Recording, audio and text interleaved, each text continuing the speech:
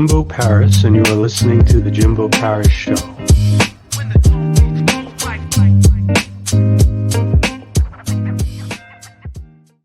Hello, everyone. I am Jimbo Paris. Welcome again to The Jimbo Paris Show. And today we have Lana Ivanova. She is a communication coach, business trainer, and also a TED speaker. So, very impressive resume. Let's learn more about her and see what she has to say. Hello, Jimbo. Okay, it's great to meet you. Thank you. Great to meet you too. And thank you for having me. By the way, congratulations with your episode of 110 of your show. Pleasure's all mine. So, what is your background and profession? My background. So, as you mentioned now, I am communication coach and business trainer. One small detail, I am not a TED speaker, but I am a TEDx speakers coach mentor. So I help people to get themselves ready for TEDx talks. And so my background basically is that I came to what I do now through a long way, I would say, because many years ago I was into organizational consulting, and I've been doing that for the companies, making company diagnoses and plans for development and restructuring and creating missions, creating the change councils for the companies. But at some moment of time, I just switched. That was, my my journey. That was just the twist on my way. So now I do what I do, and I help people to unmute themselves, and I also help them to tell their stories, because all of us, like everyone, we have the story to tell. And how long have you been doing this? Combined, I would say that, being an organizational consultant 10 years ago, I started, I think, 10 years ago. And somewhere in the middle, I switched, twisted a little bit, and I was doing both. So I can say that already for 10 years, I'm a business trainer, and I just a little bit changed the audience. Because I was previously working mainly for the companies in corporate world, and now I focus on people. I focus on individuals. I just aim to help as much people as possible to find their voice. And why did you decide to choose this career? When I've been working with the companies for a long time, not for a really long time, but for some time, I've been struggling with some kind of insecurities. Although I was certified as organizational consultant, and everything, actually I was certified in English, and I was conducting sessions in other language, and then later in English as well. I had a lot of insecurities of me being trainer and speaking foreign language, doing so. And also, I was doing very much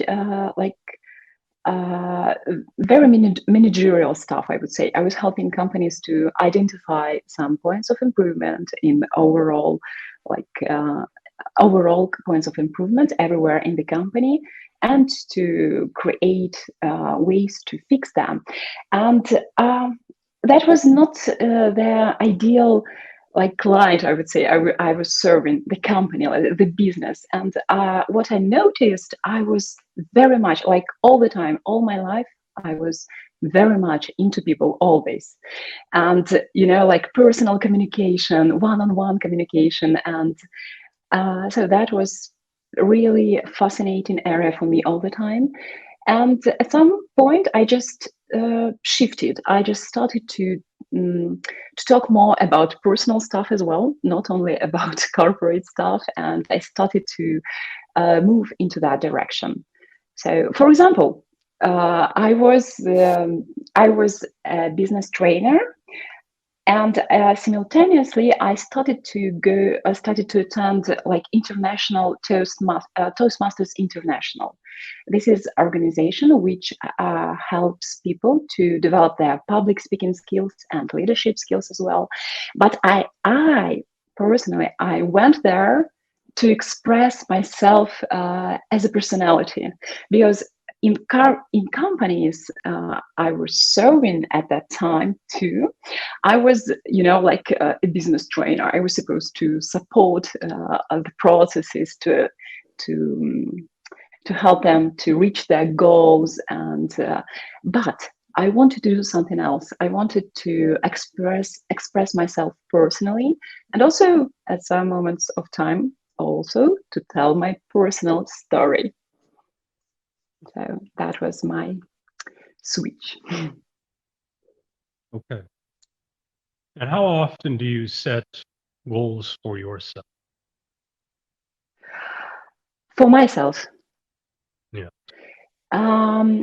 lately I've been actually, that is amazing you asked, because this is the end of the year, and for me this is all the time, like the best time to put the goals for yourself, for me as well. And usually in the end of the year I do that. I also reconsider the previous year all the time, like in different areas of my life. And I just like to have a few goals in front of me for the next year, and in different areas as well. So that can be something personal, something for my coaching business, and something for my closest circle. And I think about these short-term goals, like for the next year, as well as about long-term ones. Like every year, I reconsider all of that, and of course, I do that also in the course of the year, all the time. Do you put goals for yourself? By the way, I'm so much interested. Oh, thank you for asking. So, yes, I do set, I wouldn't say I set goals, but I set aspirations in the Mm-hmm. sense that maybe a goal that I have in the future is to hit 100 new subscribers in Uh-huh. the next 4 months, but it's around that range. So if it's 90 or 80, I'm still okay with that. But Mm-hmm. those are sort of the goals I set. They're smart goals. They're measurable, they're achievable, they're reasonable, and they're also time oriented. If that Mm-hmm. does that make sense? Absolutely. That is the best way to do that.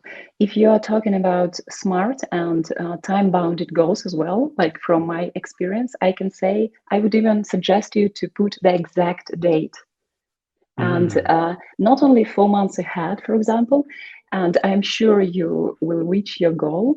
And I noticed in my practice that then you put the specific date, that helps a lot. Sometimes when I even help people with communication goals, usually this is not pure communication, because I mostly support people who are non-native speakers, international professionals, expats. I help them not simply communicate in English, but to achieve their goals with the help of the language, like a tool, because very often that is their second, third, or fourth language. And I suggest them to put the goal in front of them, and if time bounded, with a specific date. And I see that helps. And so definitely, somehow, this is magic. Goals are more achievable. that's very interesting. And one thing that really caught my attention too is you also have a lot of people that are non-native speakers, right? That may not be versed in English, I'm assuming. Mhm. Yes, actually, that is, I would say that is my audience, and Oh, okay. these are the people I'm serving. I support, I help, I strive to help, because that is my story, my struggle as well.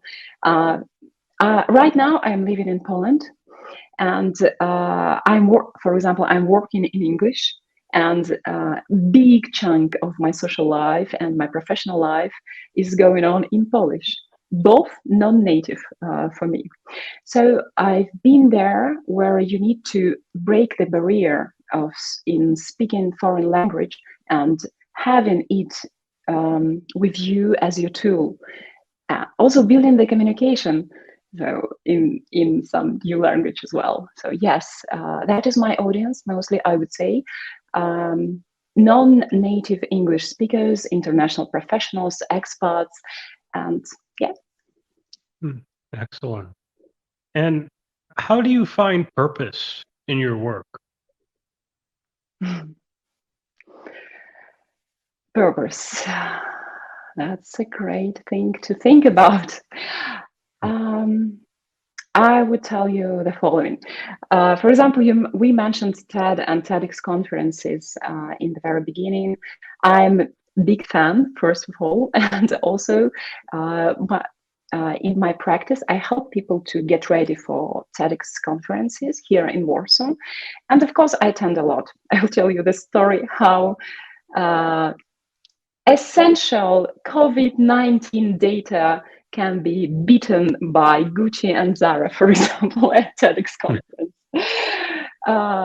Lately, I've been at a conference, and I've been listening to one professor. He was actually a great guy, really smart, and he was telling his story how he identified the statistical model how the COVID-19 will spread in Poland. So that was, in my opinion, pretty crucial information for people sitting there in the audience, because we all been there, there in the pandemic. It can come back as well. He'd been telling us how he identified it, how it was spreading, can be spreading, how it can affect all the people in the country.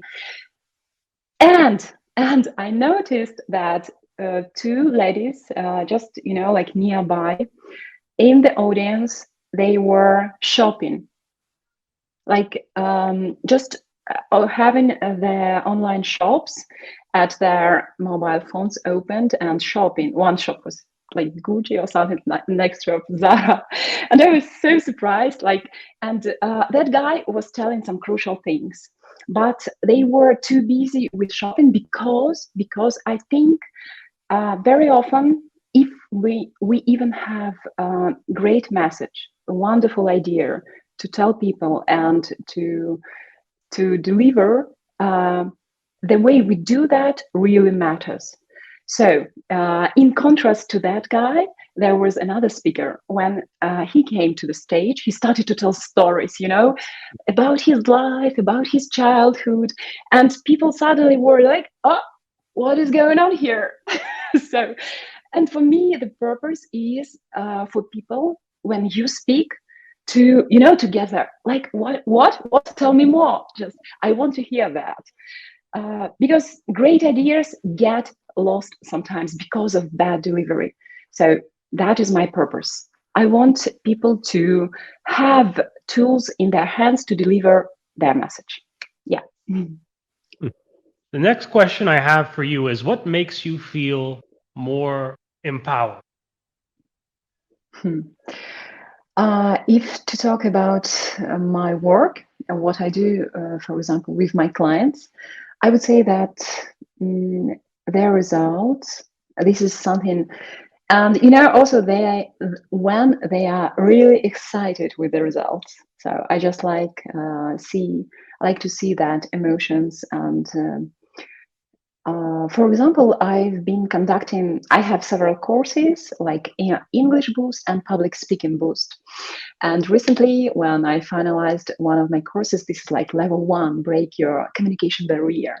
And that is the first boost. And one lady, one of the participants, she wrote to me that, I've been breaking my barrier in speaking English, but at the same time, being in Croatia for a while, I was supposed to learn Croatian language, and that helped me in both languages. So she just managed to level up both of her new languages for her, I would say. So, like, not the languages themselves, but their communication. She was able to communicate better, smoothly, to get her message across, her idea, and to talk to people around, and to start looking for a new job. So that was just great. And did this same experience inspire you to sort of become a speaker? Me personally, Yes, you personally. I think my role is not to be, very often, it is not to be in the light, but bring people to the light. Okay. And that is mostly what I do, even if to take, for example, TEDx Warsaw Women, where I help people to get ready for the stage, to get their ideas structured, delivered, and practiced well, in order for audience to get it, just to get it, to be inspired, and to act based on that. So I like to speak, actually. I like to speak, to communicate with people, but I see my purpose more in empowering others to speak. Like, this is my power. This is my power. I can do that. I can unmute people. And more specifically, I do that for people who want to unmute themselves in English when it is not their native language. So I help them to break initial barriers, start communicating, I don't know, get some goal achieved, maybe new position. And then we go further, we go into public speaking proficiency, like being more persuasive, clear, concise. So that is what I do. And where does your passion for public speaking come from?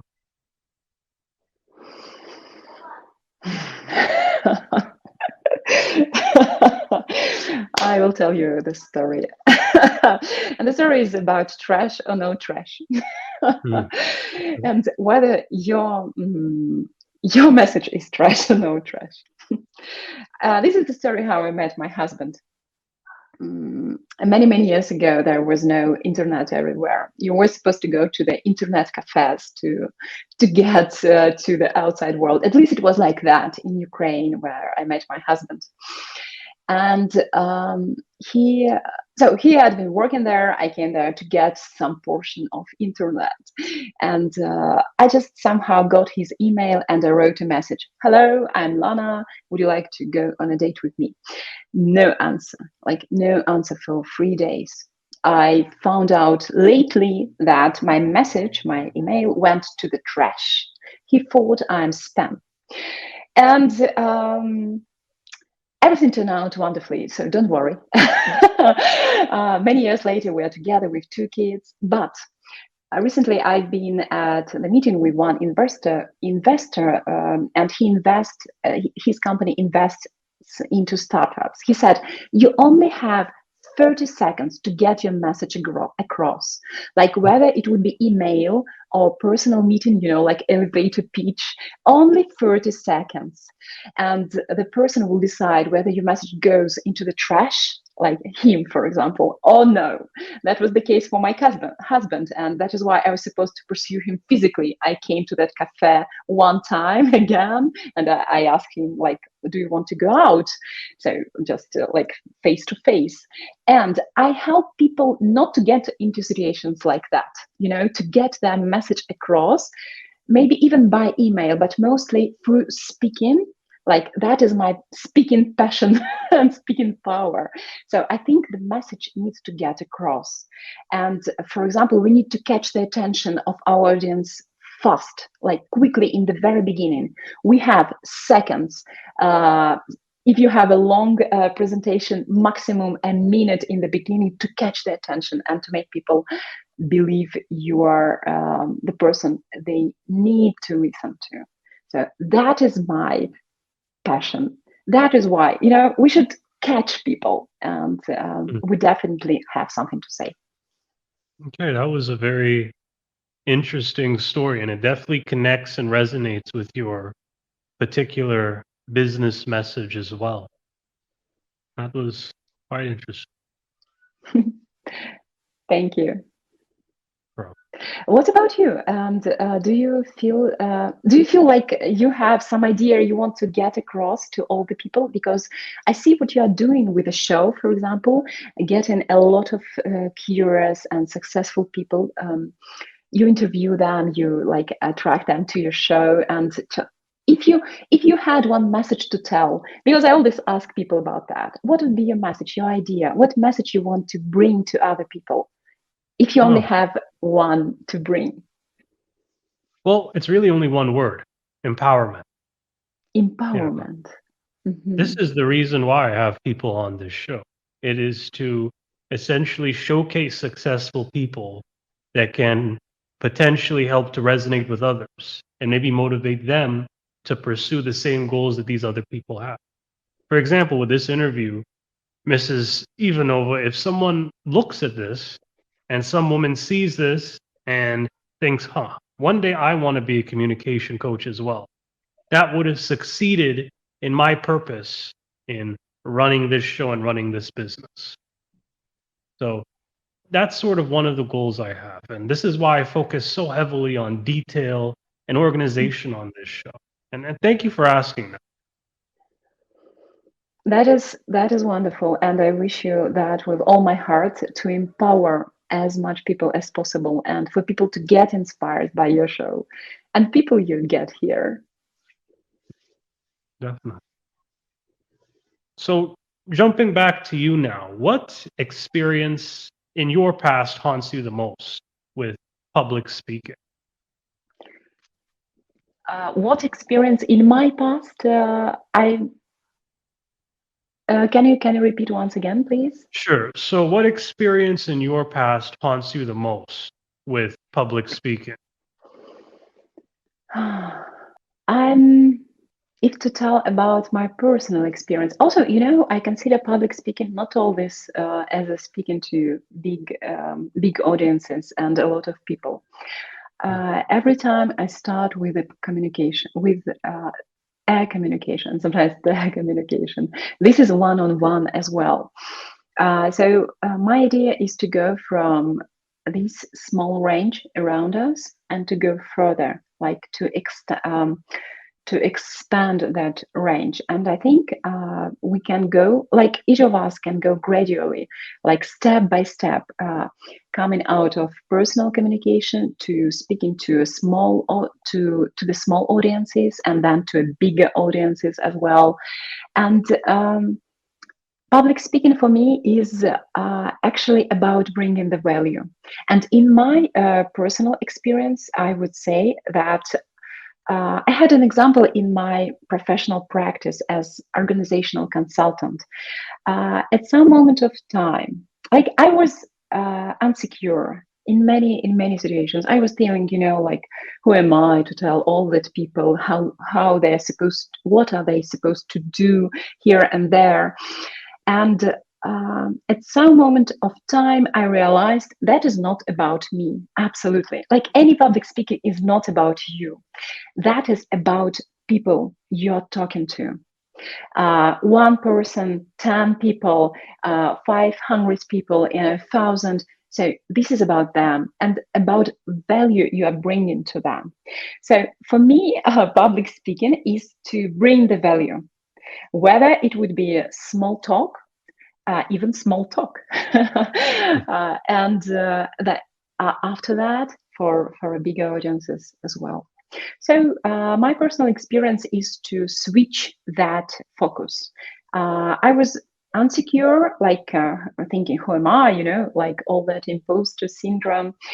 And I realized I need to think about what would be the result for people whom I'm talking to. And that is true for all the like public appearances we have, like all of us have. Switch the focus and think about the people. So that is my idea. And at what stage can you say you are an effective public speaker? Oh, excellent question. Excellent. First of all, then people pay attention when you speak. in that very moment. And second of all, if your message gets across and they take action based on what you brought to them. I know, like, people, for example, when we speak to people, first of all, not like really small amount, tiny portion of what we say stays for a long time. I don't know, like from 2 to 5%. And this is like mind-blowing number, like mind-blowing. Only this small portion of what we will say will stay with people. That is why we always need to have one specific message we want to leave them with. And when I help people to get themselves to get ready for any public appearances, I start with that. With what you want to leave people with, like after you are out of the stage, virtual stage as well, like in our case, like what they need to take with them out of that talk. So if you are a good and lucky speaker, they pay attention when you are on stage and they remember what you've said after. And also take action, preferably. Okay.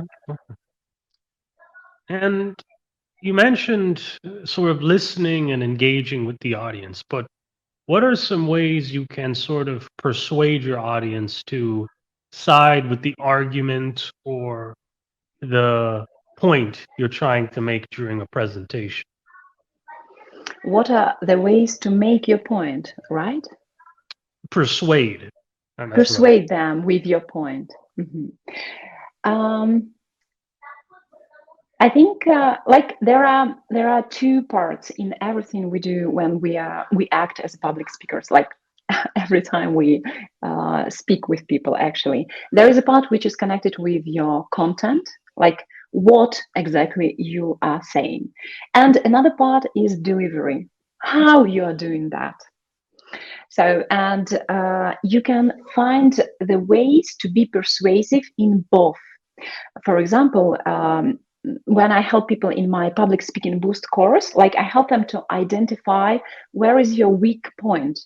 You can fail in content or delivery. There are a lot of ways, a lot of ways to do so. And I help people to check, are they able to identify their goal and their audience, to get the proper structure for their idea, message, and talk, to be interactive, and to use some storytelling. I'm a big fan of storytelling, and I think story helps you to be persuasive. Like it's just amazing. It's just an amazing tool for being persuasive. Like stories, they just grab our attention. This is content part, and if we look at the delivery part, we need to see how the person, the presence, even, which can consist of visual part, like you being there, even your additionally your slides, if they're there as well, I don't know, everything around you, ambience. Then we go to the voice, how do you sound, your body language, so what is going on with your body, and confidence, like overall confidence level. So there are for me, these are crucial parts where you can fix, like step by step, a few things in order to be persuasive and get your message across. And confidence helps a lot, I think so. Yes. I can bring you an example. I've been helping a few years ago to people they were from IT industry. They were looking for a new job, both of them. One guy, his name was Alex, and girl, lady, her name was Nata. And of course, they needed to do that in English. They were being hired later, eventually, to the international companies. And all the job interviewers were in English, and they asked me to help with the job interview practice. And I asked both of them, what is your level of English speaking is? What do you think? And Nata, she said to me, I just speak wonderfully. I can, I get to get across any message I need to get across. And the guy, Alex, he said, oh, I'm not so sure. Like, maybe I need some additional practice. I need to speak more and, to learn some additional vocabulary. Actually, the point was they were at the same level, So from a side, I can say they were identical, not maybe not to the letter, but they were on the same level. And she got the new job faster. That is how you get your message across. And if you are persuasive and you're sure that you can do that, you have certain tools to do that, you get your message across and you reach your goal. So that is my point. So you're saying vocabulary and maybe the particular words that you may use. Well, maybe I think you were just talking about vocabulary, right? I was talking about confidence. Like the set of tools you can have and confidence. If you are if you have your goal in mind and you are going there, you are getting it, you will probably be there. So my idea is to vocabulary doesn't matter actually. For example, even if we do a lot of mistakes, I'm non-native speaker. I work in English. I know I do mistakes, and I just focus on the value, what I can bring. So that is my idea. You can be persuasive if you increase your toolbox, let's say, like you add additional tools to your presentation practices, for example, to your presentations. And vocabulary, no mistakes. This is not the main point. The value you bring is the message you bring, the idea. So let's get across what we need to say. Okay, I get it now. So when it comes to that toolbox, what specific lessons have you learned along the way? Me personally. Right. So what I'm asking is sort of with the persuasion, what specific tools or lessons did you learn in order to sort of help with that? Let me stop, for example, on a storytelling part, because I mentioned that I consider storytelling part is one of the essential ones when we think about creating the content of what we need to tell people. And I clearly see that when we start telling stories, people get involved. So we are basically biased to listen to the stories. Like centuries ago, our survival was dependent on that, right? Like we were supposed to listen to the stories around the fire. Otherwise, tomorrow you won't survive. And that is why when we start hearing stories, we're immediately there. Like we want to know what will happen further. And if to say about specific tools, I cherish a lot. Storytelling would be among the best of them, where I learned across the way. Like if you tell stories, if you bring specific examples, if you can involve people in your story, and so you can get your message across persuasively. But I'm not telling about, just telling stories, like throwing stories all around and taking 30 minutes to tell your story. Nope. I'm telling about very specific tool.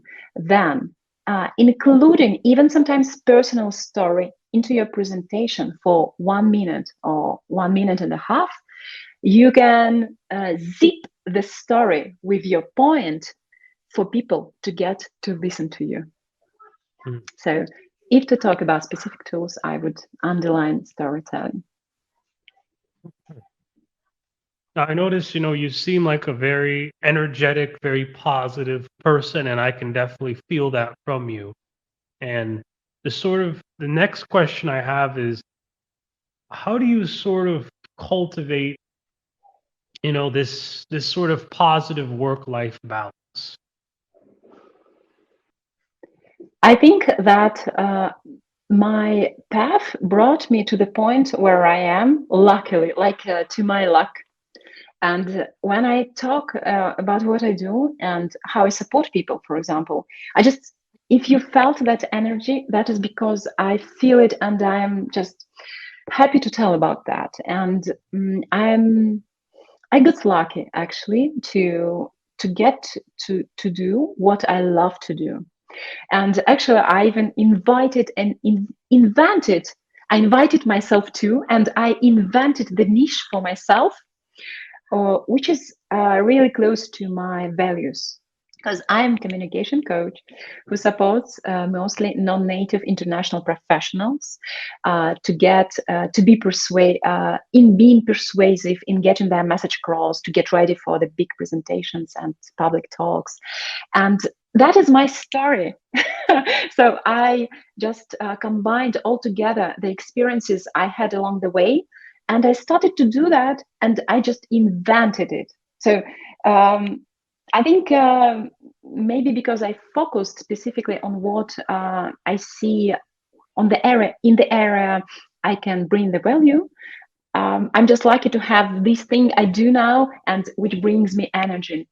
And also the balance for me to do what I love, what I'm doing here. I said I invented, being a communication coach for these specific people, and I just take energy from my people around.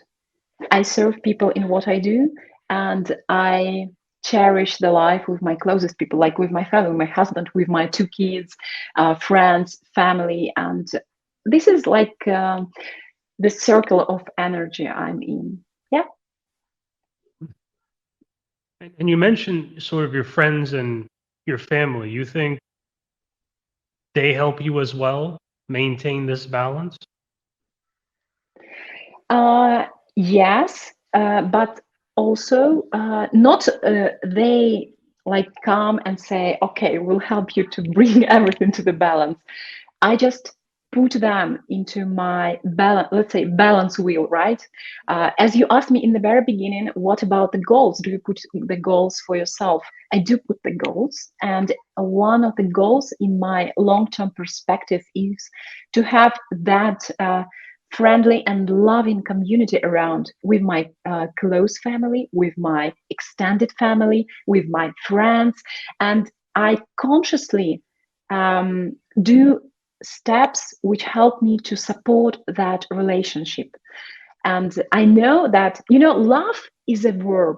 Love is a verb. This is not a noun. If you want to keep love, for example, you need to continue build it all the time.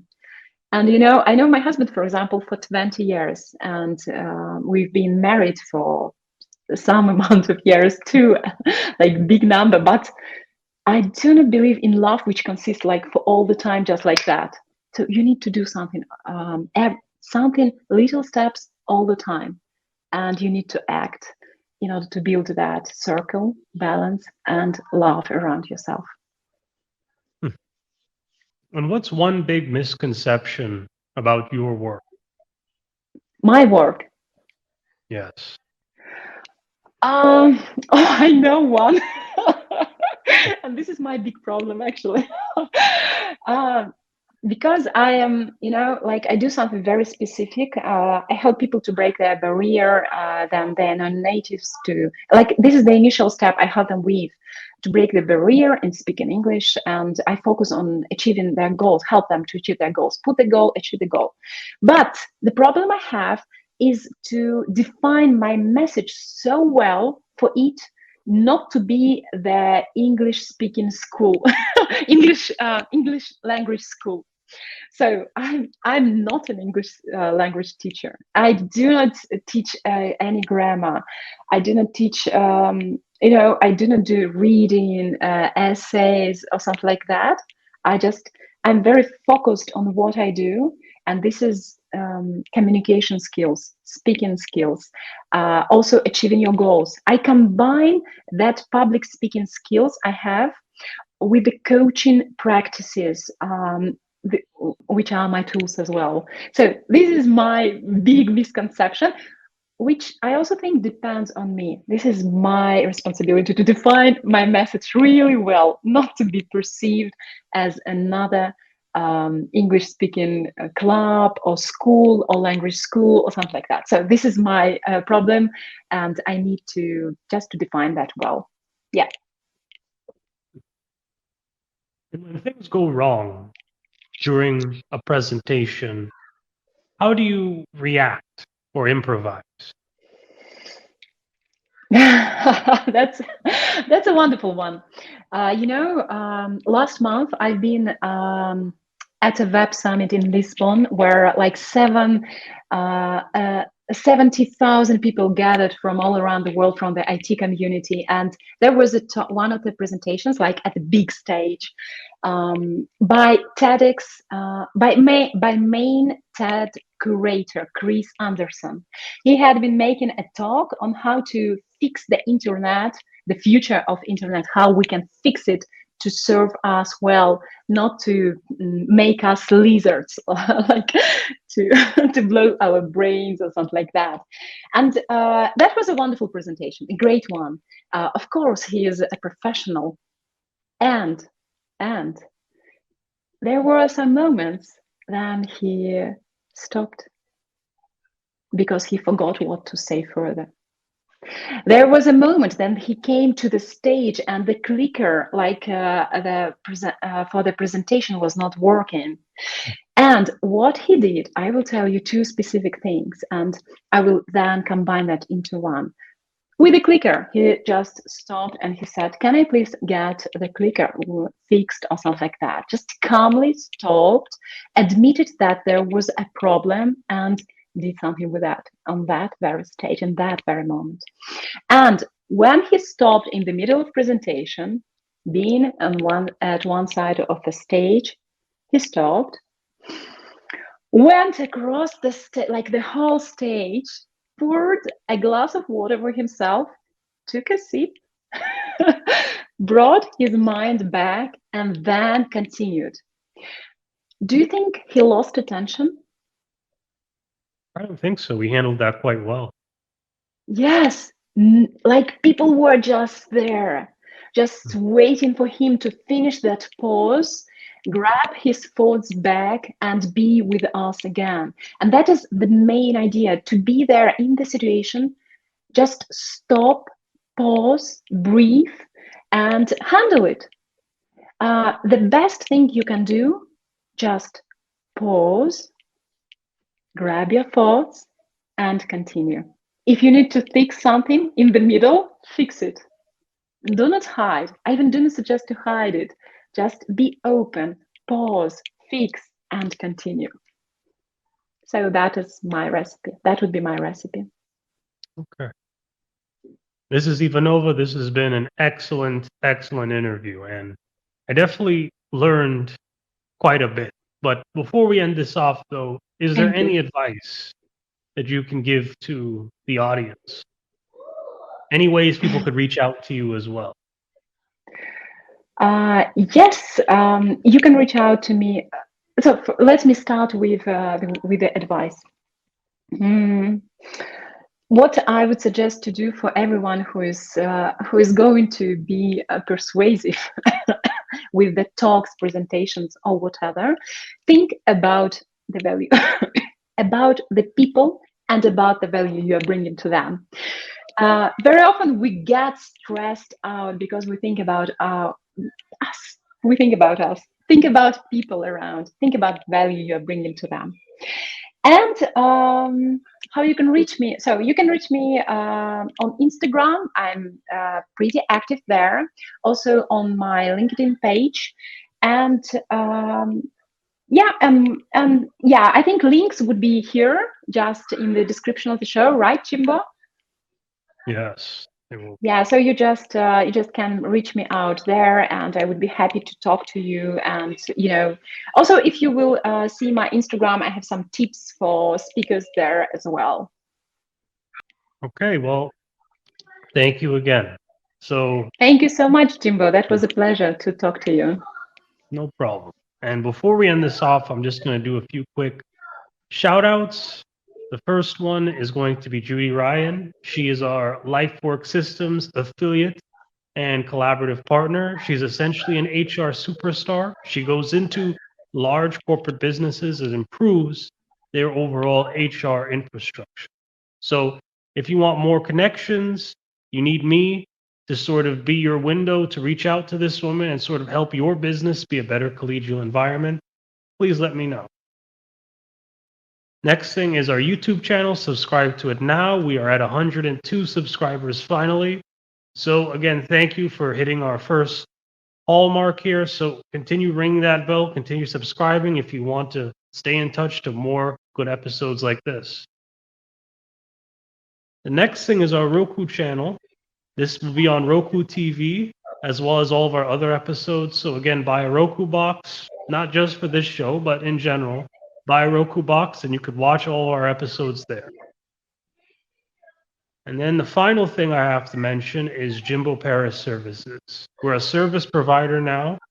I have personally worked with many different corporate businesses now, a few big names such as GE, and I've worked with them to sort of improve their own audience growth, and I've allowed them to market to younger audiences using my consulting advice and degree.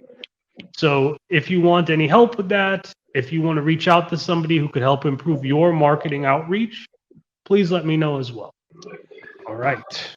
I'm Jimbo Paris. This is the Jimbo Paris Show. Thank you again. Bye.